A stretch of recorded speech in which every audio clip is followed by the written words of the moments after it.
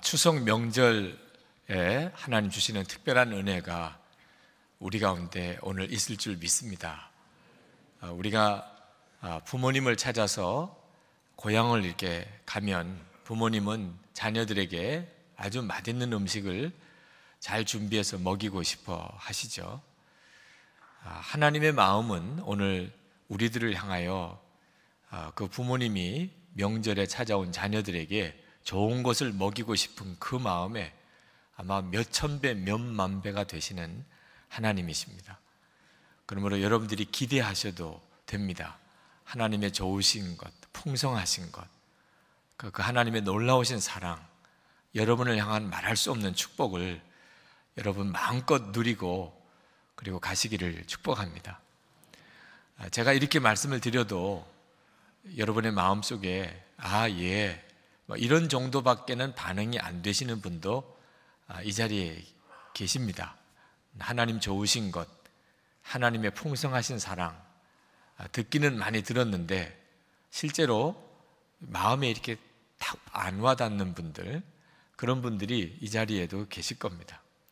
어떤 분들은 그런 말씀을 하셨습니다. 하나님은 나에게만큼은 친절하지 않으시다. 그런 말씀을 하시는 분들의 심정을 이해할 수도 있을 것 같습니다.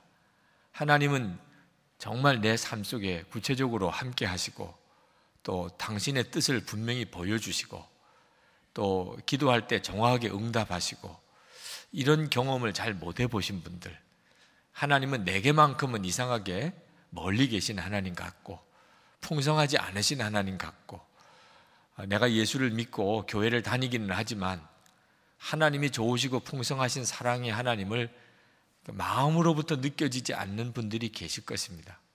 그런데 여러분, 하나님이 어떤 사람에게는 좋으시고 어떤 사람에게는 좀 거리를 두시는 하나님이 아니시라는 사실을 먼저 분명하게 하시기를 원합니다. 여러분, 하나님은 오늘 여기 계신 여러분 모두에게 하나님은 좋으신 하나님, 너무나도 정확하시고 풍성하시고 너무 가까이 계시고 여러분에게 많은 것으로 베풀어 주시는 하나님이십니다. 근데 왜 경험은 그렇게 다르게 경험이 되지요? 이유는 하나입니다. 여러분이 하나님을 믿지만 매사에 하나님께 온전히 기도하면서 하나님의 인도를 받지 못하고 있기 때문에 그렇습니다. 하나님을 막연하게 믿는 것만 가지고는 하나님은 정말 놀라우신 하나님, 나하고 가까이 계신 하나님, 또 풍성하고 나에게 너무나 좋으신 하나님이라고 경험하지 못할 수 있다는 겁니다. 오늘 본문 말씀은 교회사뿐만 아니고 세계 역사에 매우 중요한 사건을 기록하고 있습니다. 사도 바울이 2차 전도 여행을 갔다가 아시아에 복음을 전하려 갔었지만 이제 유럽으로 복음을 전해주게 되고 이것이 세계 문명의 중심축이 옮겨지는 사건이 됩니다. 역사의 연구를 쓴 역사학자 아놀드 토인비가 오늘 이 사도행전 16장의 사건이 바로 세계 역사의 중심, 문명의 중심이 아시아에서 유럽으로 옮겨진 사건이라고 그렇게 평가를 했습니다. 그렇게 놀라운 사건이 오늘 본문의 내용입니다. 그런데 오늘 이렇게 놀라운 이 본문의 내용이 사도 바울이 전혀 의도하지 않았던, 정말 하나님만이 인도하셨던 그런 방법으로 아시아에서 유럽으로 복음이 전해졌었다는 겁니다. 사도 바울은 솔직히 혼란스러웠습니다. 이 사도행전 16장을 읽어보면 사도 바울은 정신이 하나도 없었어요. 원래 자기가 생각했던 계획과는 전혀 다르게 일이 진행이 됐기 때문입니다. 이사야 55장 8절 9절 말씀에 이는 내 생각이 너희 생각과 다르다, 내 길은 너희 길과 다르다, 여호와의 말씀이니라 했습니다. 이는 하늘이 땅보다 높음 같이 내 길은 너희 길보다 높으며 내 생각은 너희 생각보다 높음이니라. 여러분, 왜 우리가 하나님이 살아계신 하나님, 좋으신 하나님으로 경험이 안 되는가? 이 말씀을 정확히 붙잡지 않기 때문입니다. 사도 바울은 나름대로 2차 전도 여행을 떠나면서 좋은 계획을 세웠습니다. 애초에 사도 바울이 세운 계획은 1차 전도 여행 때 전도했던 교회들 다 다시 찾아가서 그 교회들을 믿음으로 다시 세워주고, 그리고 또 하나님이 시간을 허락하시면 그 옆에 있는 다른 도시들도 가서 전도를 해볼까, 이런 계획을 가지고 떠났습니다. 훌륭하죠. 좋은 계획이죠. 그러나 사람이 세운 좋은 계획이라고 다 하나님의 계획은 아니라는 사실을 명심해야 합니다. 우리는 좋은 계획이면 다 하나님이 기뻐하실 것이다, 하나님이 기뻐하는 뜻일 거라고 생각하고 세운 계획이면 하나님이 역사하실 것이라고 생각하지만 절대 그렇지 않습니다. 하나님의 생각은 우리 생각과 너무너무 다를 때가 많습니다. 사도 바울이 좋은 계획을 세우고 2차 전도 여행을 떠났는데 당황스러운 일이 자꾸 벌어지는 겁니다. 전도를 나가면 1차 전도 여행 때 고생도 많이 했습니다. 굶고 매 맞고 그랬던 어려운 일이 많이 있었지만 하나님이 희한하게도 전도의 문은 계속 열어주셔서 전도를 나가면 문이 열리고 전도를 나가면 문이 열렸습니다. 1차 전도 여행 때 하나님이 하셨구나, 그렇게 고백을 했던 이유지요. 그런데 2차 전도 여행을 떠났는데 어째서 전도하려고 하는 길마다 다 막히느냐 말입니다. 고생스럽고 힘들어도 하나님께서 복음을 전할 길은 계속 열어주셨었는데 2차 전도 여행 때는 희한하게도 그렇게 잘 열릴 것 같은 길들이 다 막히는 겁니다. 이건 하나님이 막으셨다고 밖에는 설명할 수가 없어요. 구체적으로 어떤 어려움이 있었는지는 기록에 남아있지는 않습니다. 산사태가 일어났는지 눈이 많이 왔는지 모르지만 하여튼 복음을 전하러 가려고 그러면 길이 막혀버리는 겁니다. 그래서 결국은 길이 열리는 곳 찾아서 간 곳이 드로아라고 하는 곳으로 가게 됐습니다. 애초에 드로아로 갈 생각이 없었어요. 다른 데는 도무지 갈 수가 없으니까 드로아로 온 겁니다. 그런데 드로아에 와서 이제 심각한 고민에 빠졌습니다. 하나님이 왜 막으실까? 왜 전도의 길을 하나님이 막으실까? 그래서 실라와 디모데와 함께 드로아에서 이제 하나님께 간절한 마음으로 기도하게 됩니다. 이제 여기에 이 16장, 사도행전 16장에 중요한 메시지가 나옵니다. 사도행전 16장의 핵심 키는 기도입니다. 기도. 사도 바울은 전혀 하나님이 계획하신 일을 알지 못했습니다. 하나님이 유럽의 복음을 전하게 하실 거라는 생각을 사도 바울은 전혀 알지 못했습니다. 그런데 결국은 성령님이 계획하신 대로 사도 바울은 유럽의 복음을 전하게 됩니다. 그것은 기도 때문이었습니다. 하나님 앞에 간절하게 기도하는 사람이었기 때문에 성령의 인도를 정확하게 받을 수 있었고, 결국은 드로아에서 마게도냐로 건너가서 복음을 전하여 유럽의 교회를 세우고 이제 유럽 복음화의 역사가 일어나게 된 거죠. 오늘 우리가 말씀을 보시면서 들으시면서 주목해 보아야 될 말씀이 기도입니다. 9절 말씀에 보니까 밤에 환상이 바울에게 보이니 했습니다. 이 밤에 환상을 보았다는 말은 잠을 자다가 꿈을 꿨다는 이야기가 아닙니다. 만약에 잠을 자다가 꿈을 꿨다면 꿈에 환상을 보았다고 이렇게 하면 되지요. 밤에 환상을 보았다라는 말은 잠이 안 오는 밤을 말하는 겁니다. 아마 여러분들도 너무너무 문제가 심각해서 답답해서 밤이 되었는데도 잠을 자지 못했던 그런 경험이 있으실 겁니다. 사도 바울이 정말 그랬습니다. 사도 바울은 지금 이방인들에게 복음 전하는 사명을 위해서 모든 걸 다 버린 사람입니다. 그런데 전도문이 다 막히는 거예요. 그것도 하나님이 막으시는 것 같아요. 세상에 이렇게 답답한 일이 어디 있습니까? 잠이 오겠습니까? 잠을 잘 수가 없지요. 제가 어릴 때 우리 믿음의 어른들을 가만히 보면 밤에 주무시는지 안 주무시는지 전혀 모르는 그런 삶을 사시는 것을 보았습니다. 그분들은 그냥 앉아서 주무세요. 앉아서 기도하시면서 그렇게 밤을 지새고 그렇게 주무셨어요. 사도 바울도 저는 똑같았다고 생각합니다. 밤에 하나님 앞에 정말 간절히, 하나님 도대체 왜 이렇게 하십니까? 하나님, 나는 어떻게 해야 되는 것입니까? 여기 드로아까지 왔는데 하나님의 계획은 이제 어디에 있습니까? 그렇게 기도하는 중에 환상을 본 겁니다. 기도 중에, 베드로도 기도 중에 환상을 본 것처럼 바울도 기도 중에 환상을 본 겁니다. 마게도냐 사람이 앞에 나타났는데 바다 건너편이에요. 깜짝 놀랐습니다. 사도 바울은 생각도 못했어요. 바다 건너편으로 하나님의 계획이 있다는 건 생각도 못했단 말이에요.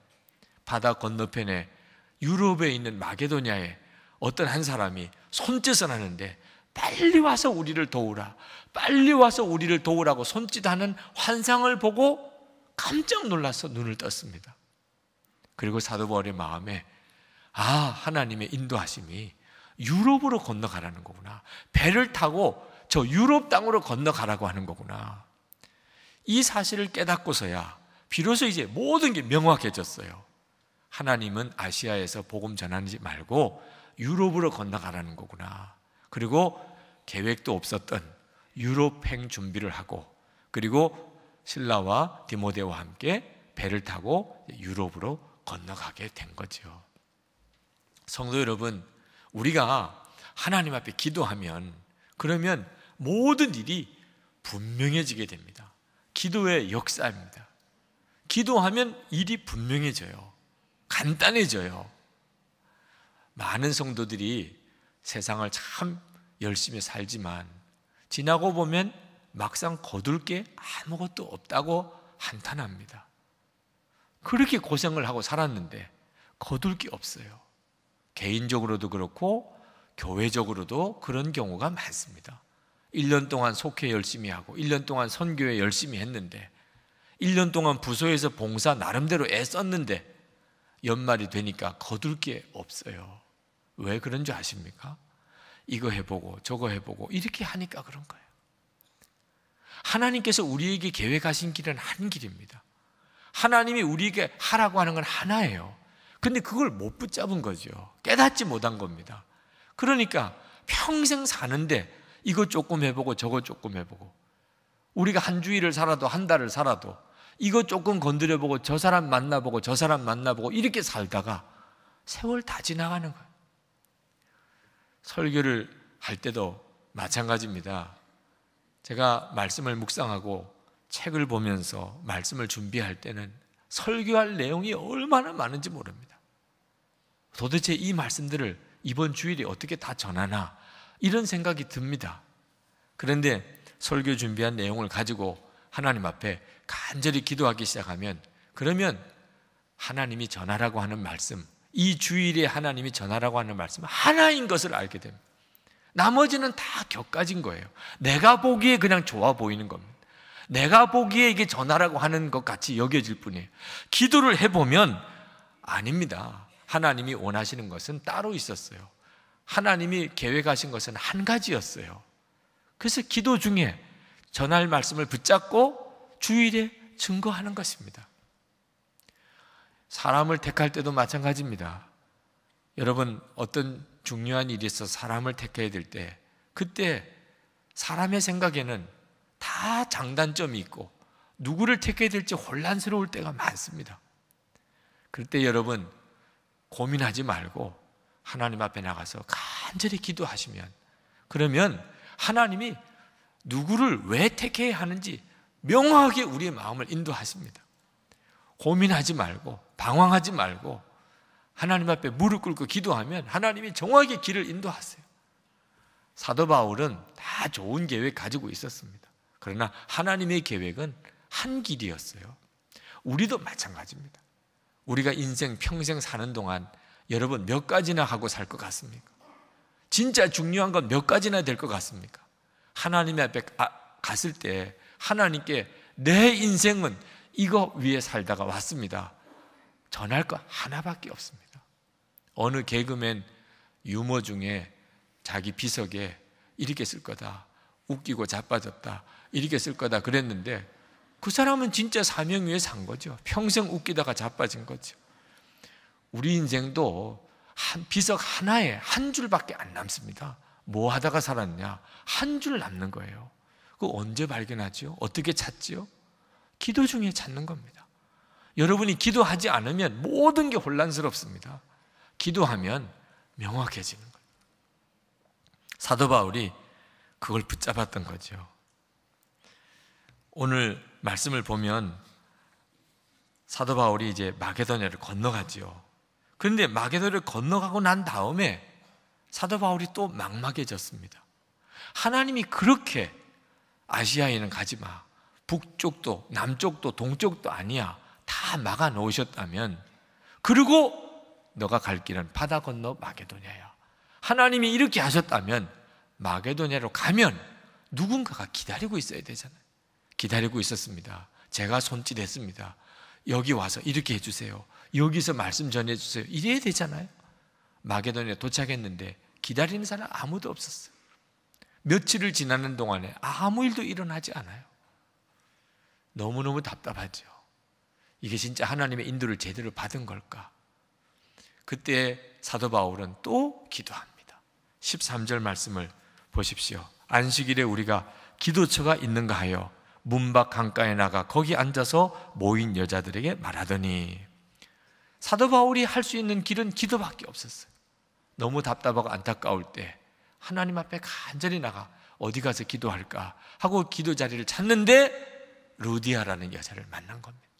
하나님이 계획이 있었던 사람입니다. 빌립보 교회를 이루는 루디아를 만난 거예요. 옷감 장사하던 여자인데 아주 집이 컸던 모양입니다. 사도 바울의 전한 복음을 듣고 그리고 세례를 다 온 가족이 받고, 그리고는 사도 바울을 우리 집에 머무시라.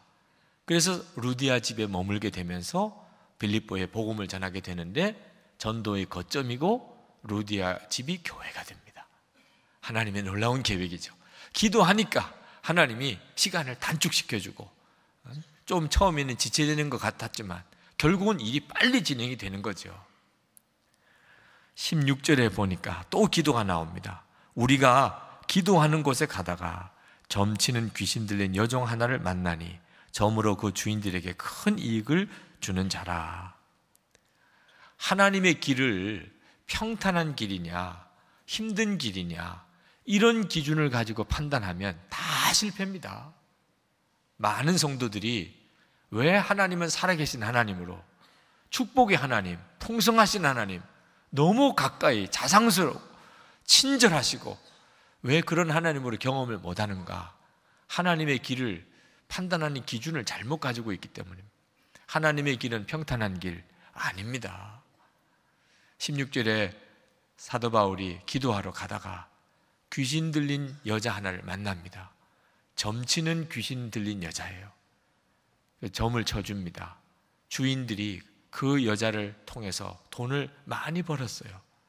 그런데 이 여자가 귀신같이 사도 바울을 알아본 거예요.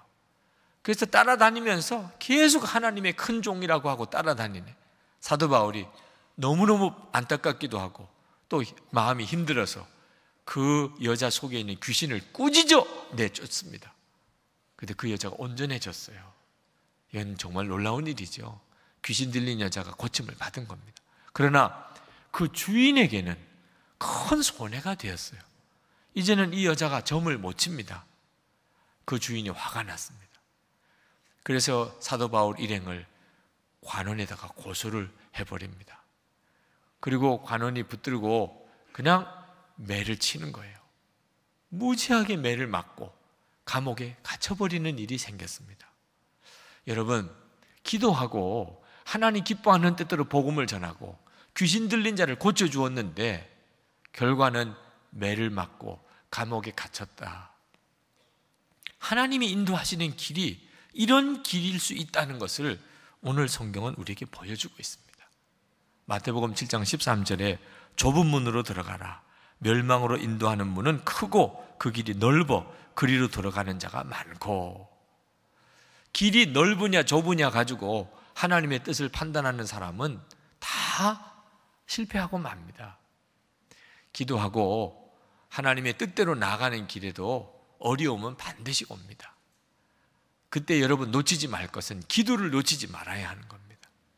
사도 바울이 빌립보 감옥에 갇혀서 사도 바울도 마음이 혼란스러웠을 겁니다. 도대체 이게 무언가?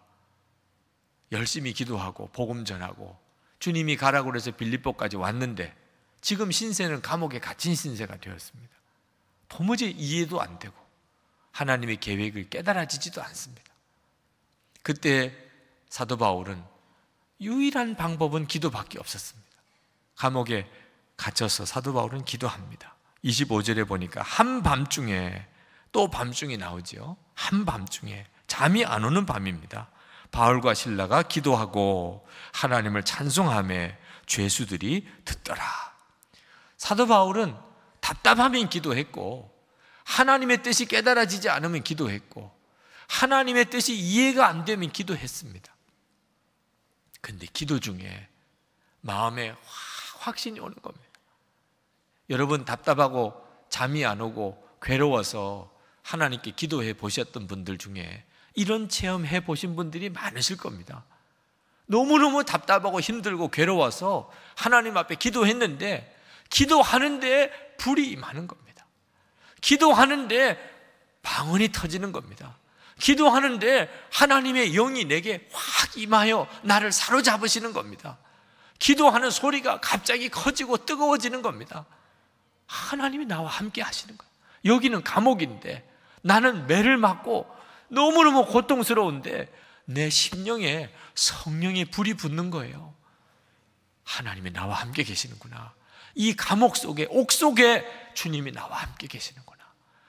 그때 사도 바울의 가슴이 얼마나 충만해졌는지, 매를 맞아도 좋고 감옥에 있어도 좋고 그냥 찬송이 터져 나오는 겁니다.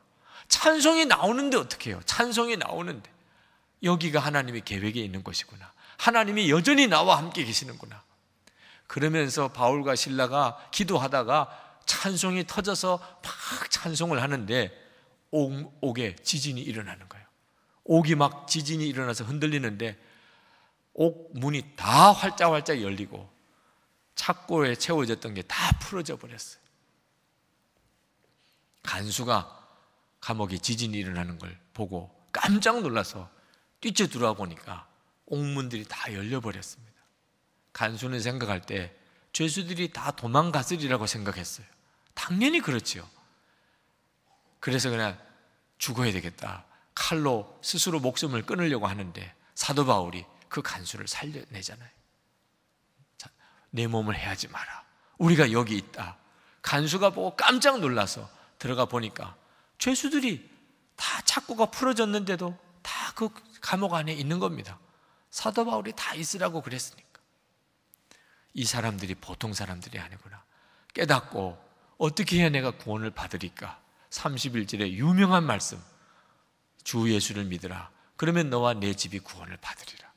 그래서 빌립보 간수장이 예수 믿게 된 거 아닙니까? 세례받고 그리고 빌립보 교회가 든든히 섰어요. 이제는 자주장사 루디아뿐만 아니고 빌립보의 감옥의 간수장까지 예수를 믿는 역사가 그래서 일어나게 된 거죠.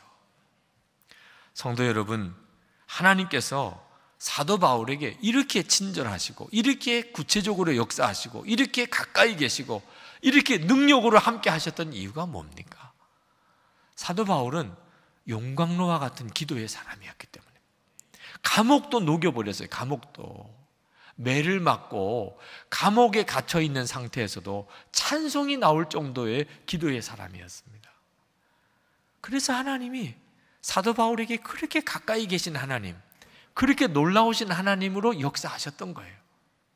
오늘 우리에게도 마찬가지입니다. 성도 여러분, 우리에게 필요한 것은 정말 용광로와 같은 기도가 필요한 겁니다.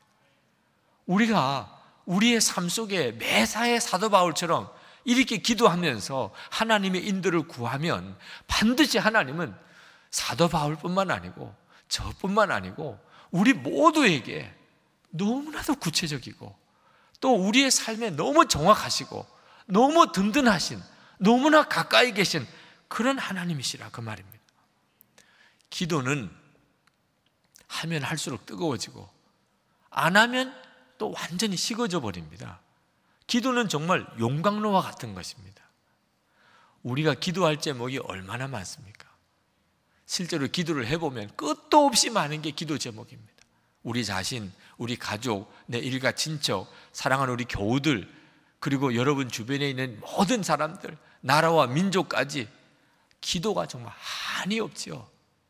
그러나 실제로 막상 기도를 해보면 하나도 기도가 안 되는 분이 있어요.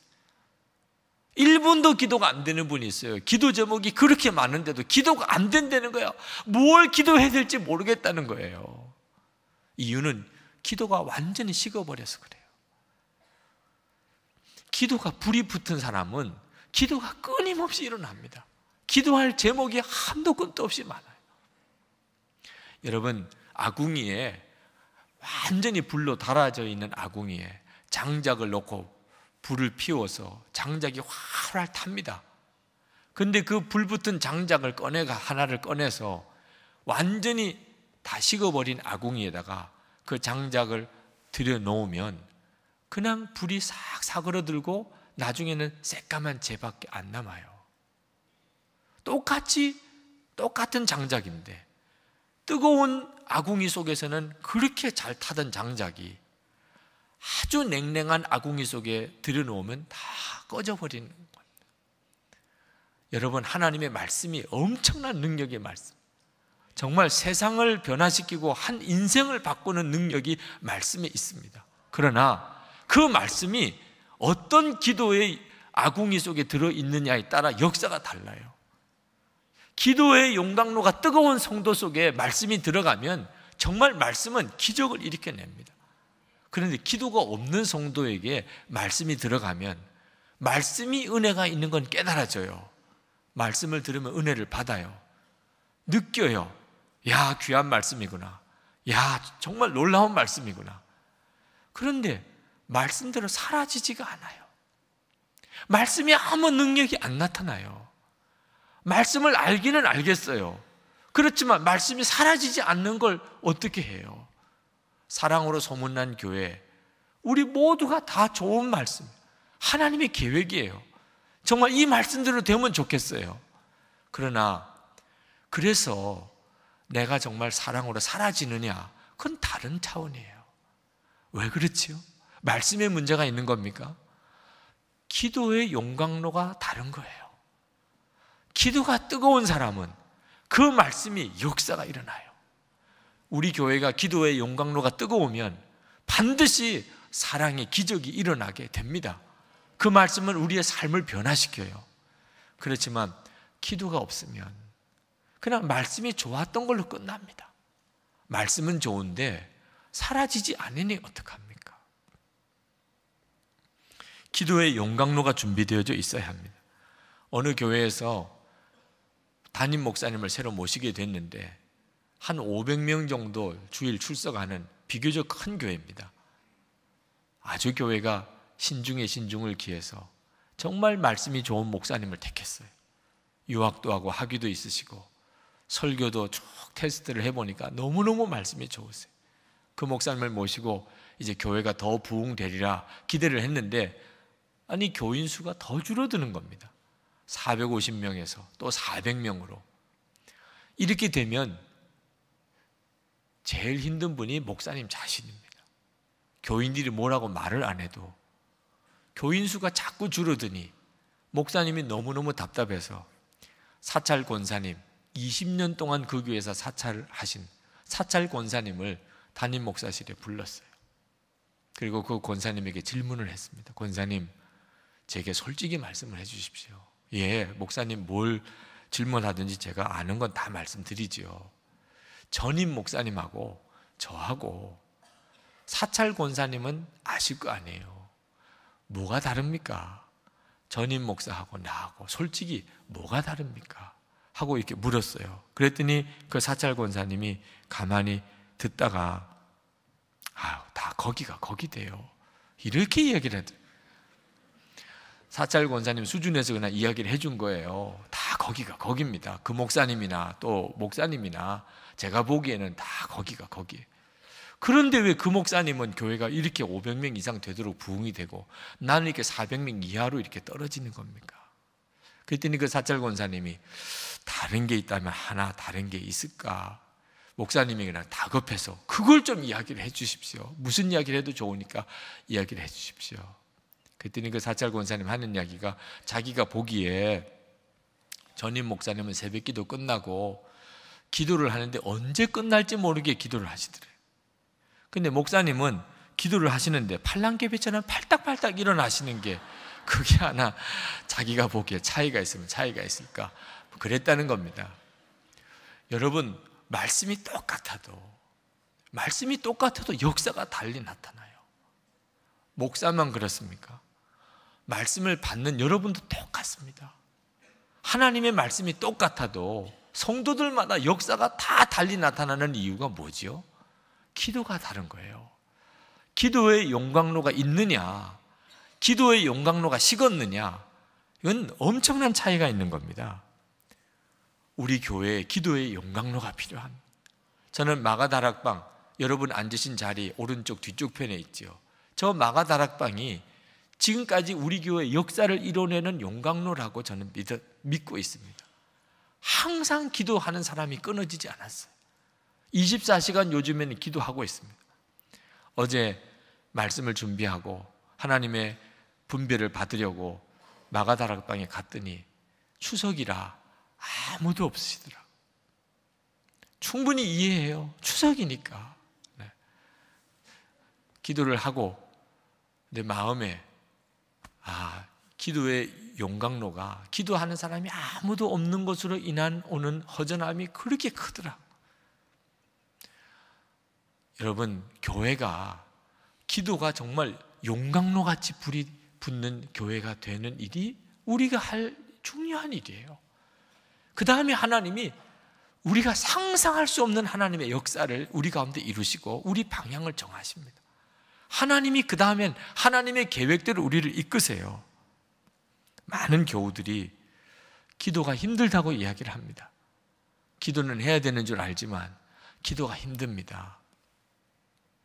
실제로 내 기도하는 한 시간, 그때가 가장 귀하고 즐겁다고 찬송가에는 나오지만 기도가 즐거운 사람, 한 시간 기도가 즐거운 사람 정말 찾아보기 힘듭니다. 기도를 해보면 기도처럼 어려운 일이 없어요.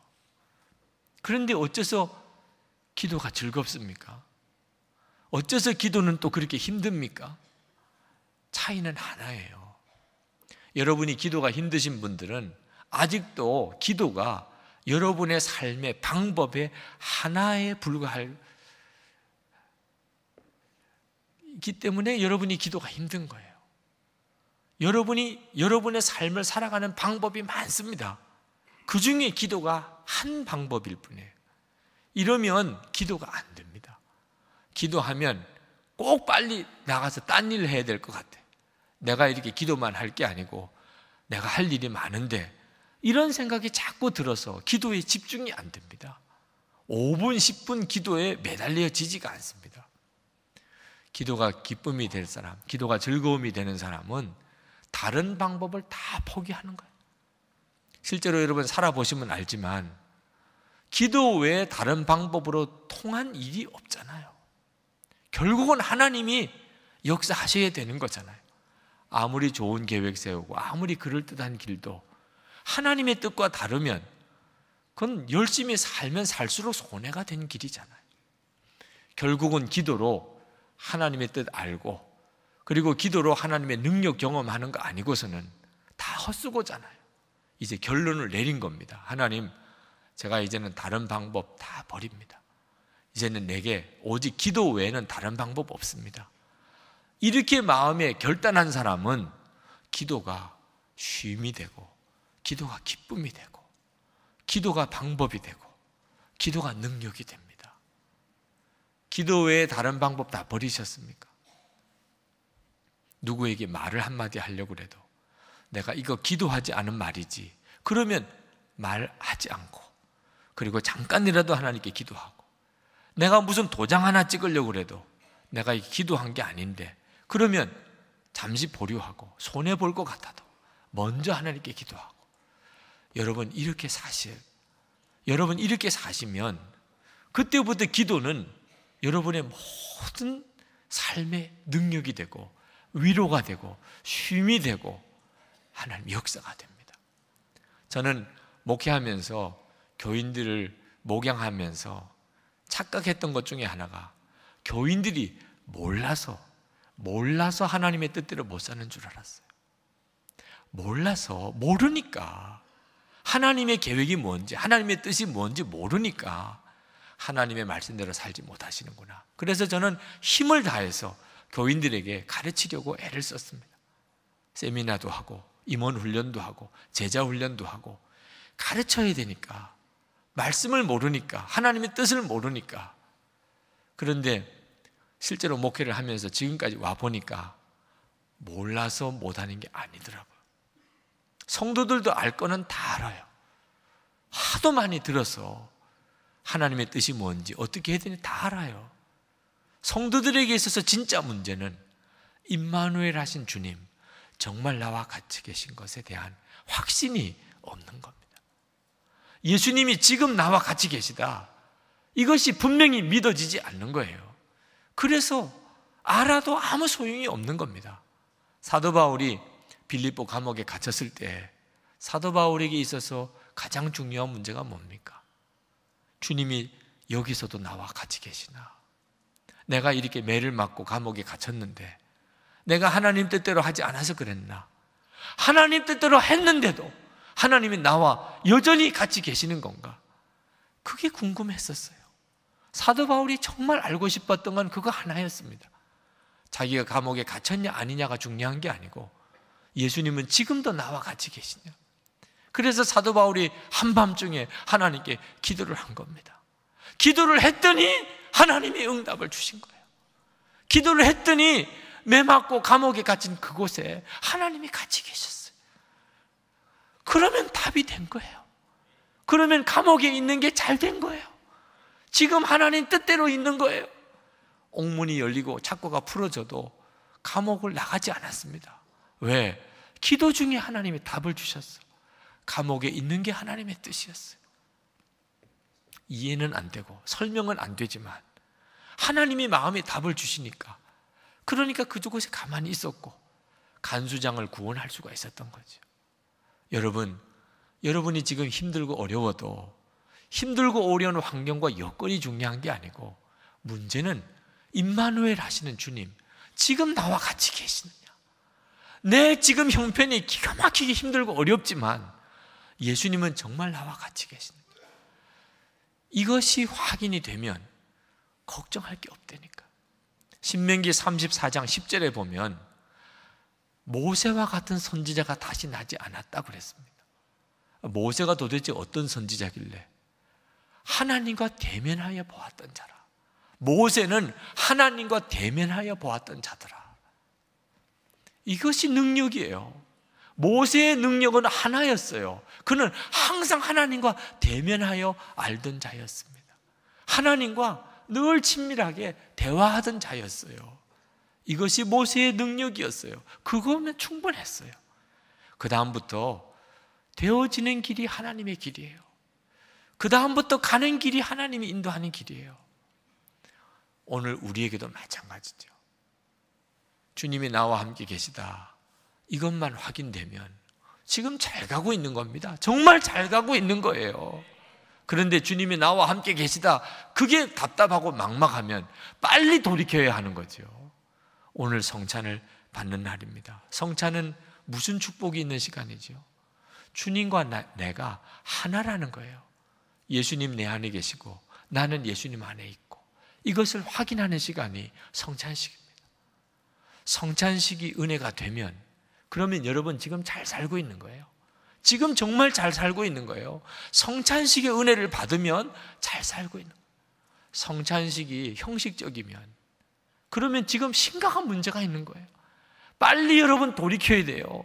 뭔가 지금 어딘가에 심각한 문제가 생긴 거예요. 오늘 여러분 성찬을 받을 때, 주여 오늘 하나님이 주실 은혜는 다 충분합니다. 예수님 나와 같이 계시고 나는 주님 안에 있고, 그러면 된 거지요. 주님 감사합니다. 이 은혜에서 여러분 찬송이 나오면, 그러면 여러분은 지금 축복받고 있는 겁니다.